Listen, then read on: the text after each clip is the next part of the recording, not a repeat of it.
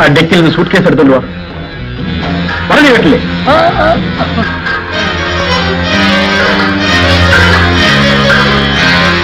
എന്നെ പ്രതീക്ഷിച്ചില്ലല്ലേ? ആ, എവിടെയാണ് നിന്റെ ബെഡ്റൂം? എനിക്കൊന്ന് കുളിക്കണം. കുളിച്ചാൽ പോകുന്ന അഴുക്കല്ലല്ലോ നിങ്ങളുടെ ശരീരത്തിൽ, മനസ്സിലും. Jayanti, get out.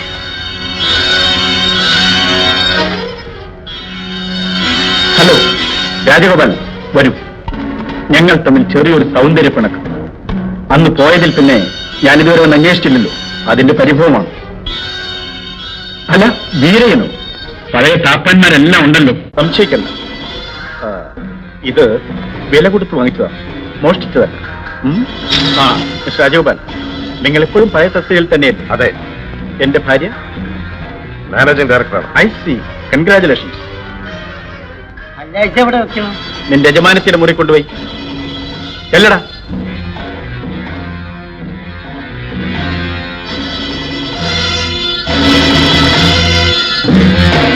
ആ മിസ്റ്റർ രാജഗോപാൽ, നിങ്ങൾ MD-യെ എന്റെ ഭാര്യയെ കാണാൻ വന്നതല്ലേ? അധികം താമസിക്കരുത്. ഞങ്ങൾ ഭാര്യ ഭർത്തക്കന്മാർ വളരെ കാലത്തിന് ശേഷം കാണുകയാണ്.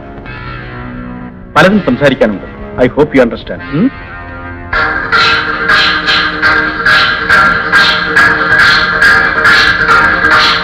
ഗോപി ഒരിക്കലും തിരിച്ചു വരില്ലെന്നാണ് ഞാൻ കരുതിയത്.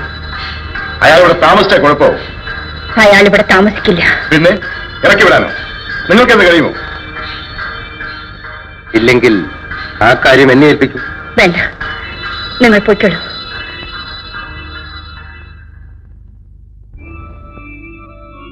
എടാ, ബ്രാൻഡിയോ വിസ്കിയോ ഉണ്ടെങ്കിൽ എടുത്തോണ്ട് വാ.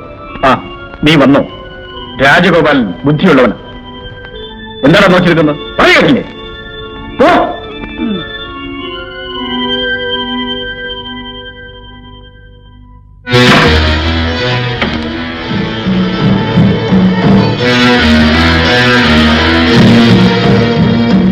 തുടരുതന്നെ. ജയന്തി, നിന്നെ തൊടാനും തലോടുവാനുമാണ് ഞാൻ വന്നത്. അതിനുള്ള അധികാരം എനിക്കില്ലേ? ഈ മുറിക്കകത്ത് കാലെടുത്ത് വെക്കാൻ പോലും നിങ്ങൾക്ക് അധികാരമില്ല. മര്യാദക്കിറങ്ങി പോകുന്നതാണ് നല്ലത്. നീ എന്നെ ഭീഷണിപ്പെടുത്തുകയാണ്? അതോ നിന്റെ ഇന്നത്തെ പദവിയോടൊപ്പം ഇവിടെ കഴിയാനുള്ള യോഗ്യത എനിക്കില്ലെന്നാണ്? നിങ്ങളുടെ യോഗ്യതനെ ഓർമ്മപ്പെടുത്തരുത്. നീ ഓർക്കണം, എന്റെ സഹായമില്ലായിരുന്നെങ്കിൽ നിനക്ക് ഈ ഐശ്വര്യങ്ങൾ നേടിയെടുക്കാൻ കഴിയുമായിരുന്നു. ഐശ്വര്യം? ഒരു ഭാര്യയുടെ ഐശ്വര്യം അവളുടെ ഭർത്താവാണ്. ആ ഭർത്താവാണ് ഞാൻ, നിന്റെ കഴുത്തിൽ താലി കെട്ടിയ പുരുഷൻ. അദ്ദേഹം എന്നെ മരിച്ചു. എന്നിട്ട് ഞാൻ ഈ താലി അഴിച്ചു മാറ്റാത്തത് എന്തുകൊണ്ടാണെന്നോ? എന്റെ ഭർത്താവ് എന്നോട് ചെയ്തിട്ടുള്ള വൃത്തികേടുകൾ ഓർക്കാൻ, ആ മനുഷ്യനോടുള്ള പകയോടെ ജീവിക്കാൻ, അയാളെ ഒരു പുഴുത്ത പട്ടിയെ പോലെ വെറുക്കാൻ. എടീ, എന്താ നീ പറഞ്ഞത്? പുഴുത്ത പട്ടിയെന്നു? ഞാൻ ആരാണെന്ന് നിനക്കറിയില്ല. എന്നെ എതിർത്താൽ കൊല്ലായി ഞാൻ.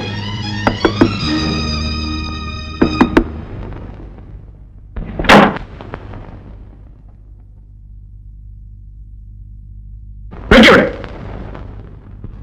എടാ, എന്നാൽ എന്തുണ്ട്? ഇറച്ചിയോ മീനോ? ഇവിടെ ഒന്നും ഇരിപ്പില്ല. പോയി വാങ്ങിച്ചോട്ട് വാ, പെട്ടെന്ന് വേണം. ഞാൻ കുളിച്ചു വരുമ്പോഴേക്കും.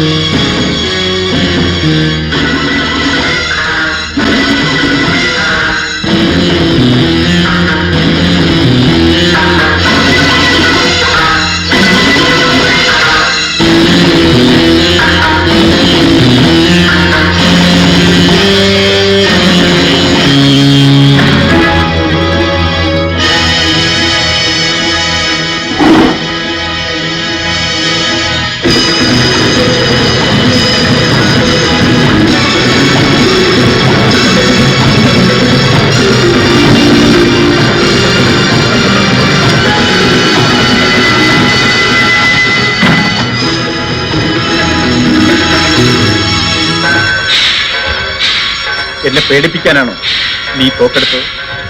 അതിന്റെ കാഞ്ചി വലിക്കാൻ നിനക്കറിയാമോ? ഇങ്ങ് തരൂ, ഞാൻ കാണിച്ചു തരാം. അടുത്തു വരരുത്. എവിടെ പോകാൻ? എന്റെ ഭാര്യ ഇവിടെ തനിച്ചിരിക്കുമ്പോൾ ഞാൻ എന്തിന് തെരുവേശികൾ അന്വേഷിച്ചു പോണം? വരൂ. നിൽക്കൂ. ഇനി ഒരടി മുന്നോട്ട് വെച്ചാൽ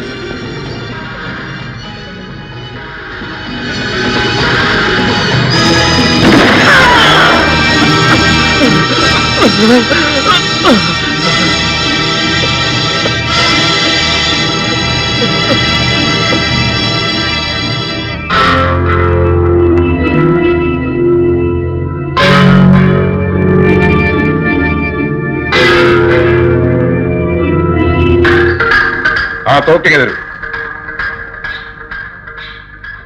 ഭയപ്പെടണ്ട, ഈ വീട്ടിൽ മറ്റാരും ഇതറിയില്ല. വിനയൻ,